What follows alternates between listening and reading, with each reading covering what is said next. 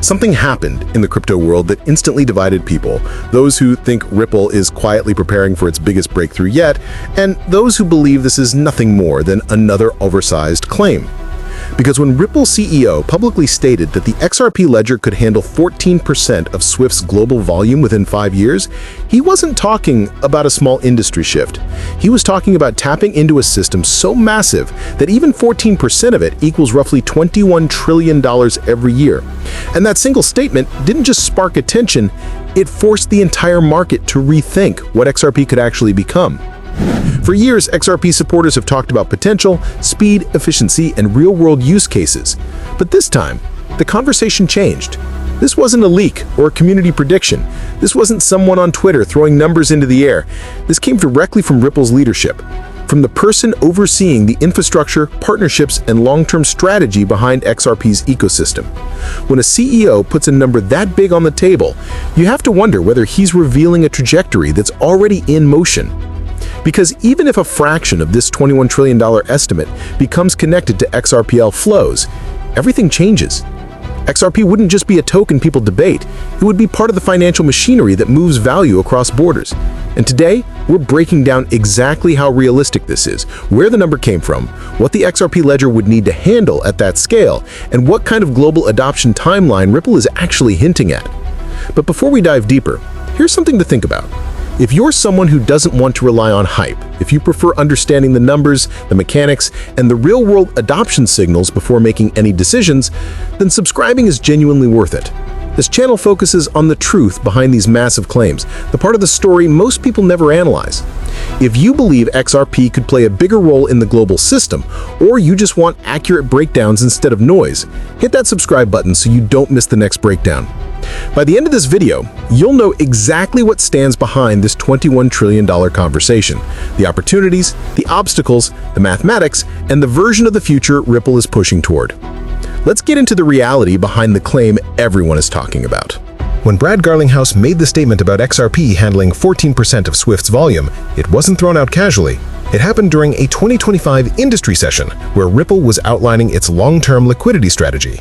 Garlinghouse wasn't talking about replacing Swift outright, nor was he claiming XRP would become the sole global settlement token. Instead, he focused on cross-border liquidity, the area where XRP has always positioned itself. His message was simple. The infrastructure behind global payments is aging, and XRPL is one of the few systems built for high-speed, high-volume settlement. What people forget is the nuance he emphasized. Swift is a messaging network, not a settlement network. Banks still rely on layers of intermediaries to move money. So when Garlinghouse talked about 14% of Swift, he clarified that he meant the liquidity portion, the part responsible for the actual movement of value behind the message. That distinction matters because it turns the claim from replace Swift into handle part of the value Swift messages represent. Within hours, analysts jumped in.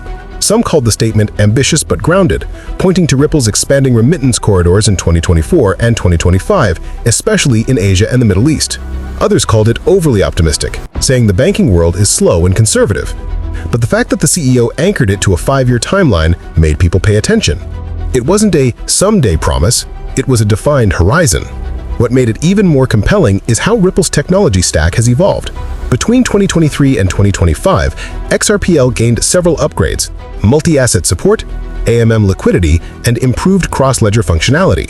Garlinghouse's statement wasn't based on XRP as it was, but XRP as it has become. And that's why many took the claim seriously. And the moment he mentioned the number, something else happened.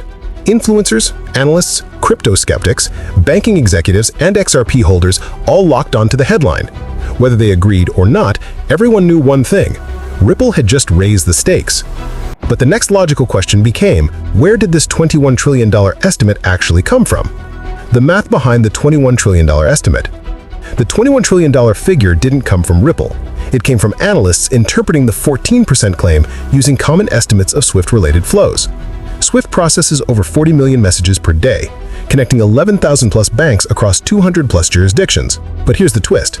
Swift doesn't publish a clean, universal, total yearly volume number. Instead, estimates vary based on what you count. If you count only settlement equivalent flows, the money banks actually send, receive, or reconcile, you're looking at numbers ranging from $50 trillion to $150 trillion annually. But if you include message frequency implied flows, treasury liquidity transfers, corporate high-value payments, and FX settlements, that number climbs dramatically. Many analysts use a blended figure around $150 trillion when modeling the financial value touched by SWIFT. And this is where the math becomes simple but powerful. 14% of $150 trillion equals $21 trillion. That's how the headline was born.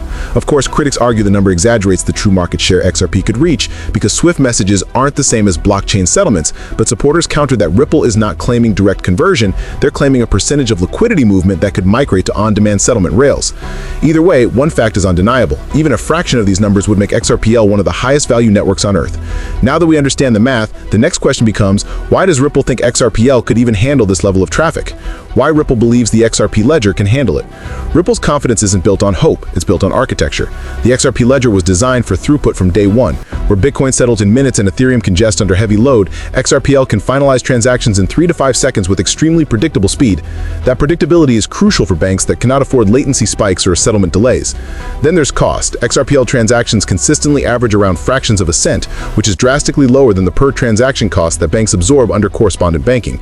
But low fees aren't the whole story. The real breakthrough is Ripple's on-demand liquidity model. Instead of locking money in pre-funded accounts across the world, Nostro-Vostro accounts, banks can convert fiat to XRP to fiat in seconds, freeing up billions in dormant liquidity.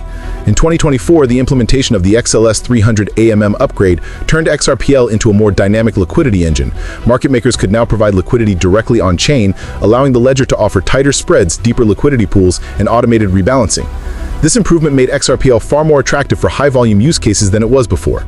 Ripple also strengthened partnerships with major remittance operators, fintech networks, and smaller regional banks. Many corridors, especially in Southeast Asia, Latin America, and the Middle East, began seeing real XRP-based flows. These corridors serve as early testing grounds for larger institutions. If they work at small scale, they can be replicated at massive scale. So from Ripple's perspective, the puzzle pieces are already on the table.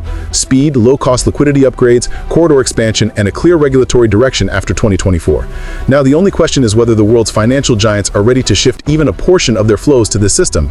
And that brings us to adoption, the hardest and most important part. The adoption path.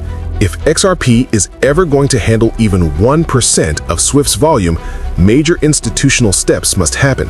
Banks need proven custody solutions, regulators must finalize rules for blockchain-based settlement, and corridors must scale from pilot usage to real commercial flows. Ripple knows this, which is why they've been targeting regions where remittances and cross-border fees remain painfully high. The first wave of adoption is already visible in retail and mid-size enterprise payments.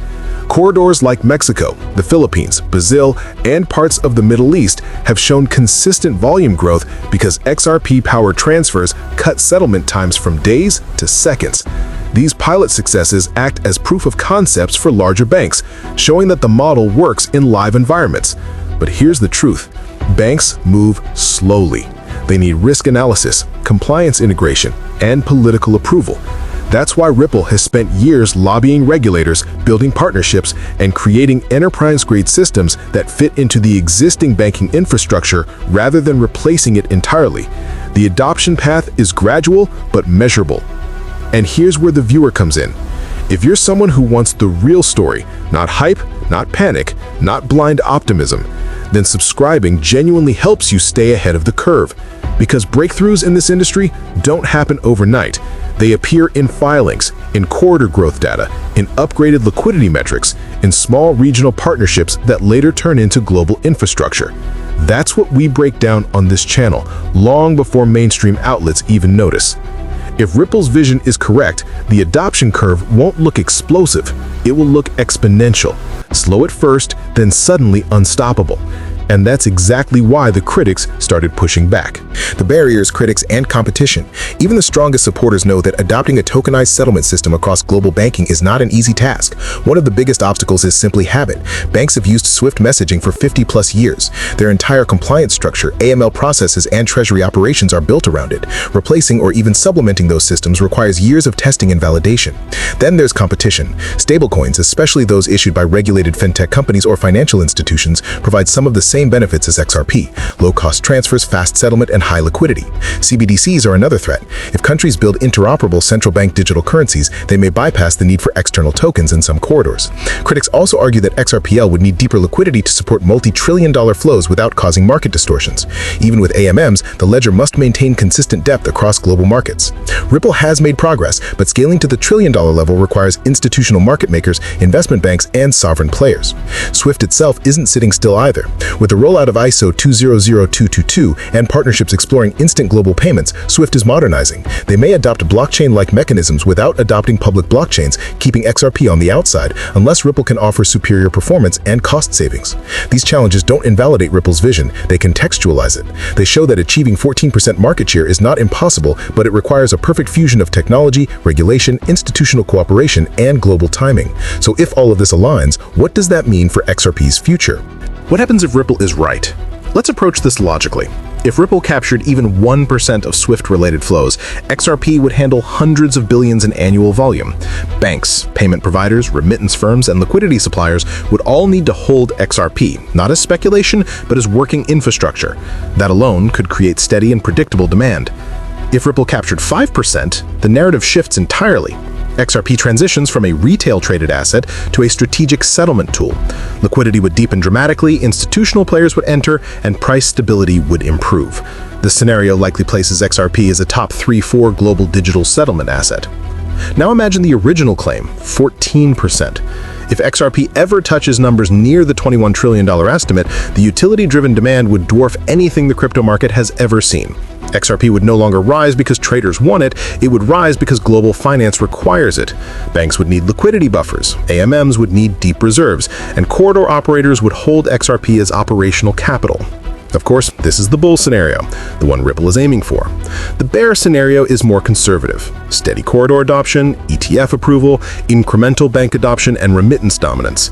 In that case, XRP grows slowly, but consistently across the next decade.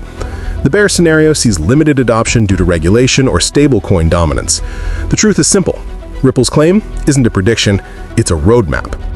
And now we wrap it all together. When Ripple's CEO said XRP could handle 14% of SWIFT's global volume, he wasn't trying to spark hype, he was painting a picture of what the next 5 years could look like if the financial world embraces instant settlement. The $21 trillion estimate may be dramatic, but it represents a future where global money moves at the speed of information, not bureaucracy. But between vision and reality stands a long road. Regulatory reform, institutional adoption, liquidity growth, and fierce competition. Whether XRP becomes a core pillar of global settlement or remains a specialized solution depends on how those pieces fall into place. What's undeniable is that Ripple is pushing harder toward real utility than almost any other project in the space. Here's the bigger question. Do you believe the financial world is ready for instant borderless liquidity? Because if you think this shift is possible, even partially, that XRP's story is far from over. If you're the kind of viewer who wants the truth behind trillion-dollar narratives, the real math, and the real adoption signals, then subscribe. Your feed will finally have content that cuts through the noise and keeps you ahead of the curve. And drop a comment telling me whether you think XRP could ever touch even 1%, 5%, or the full 14% of SWIFT.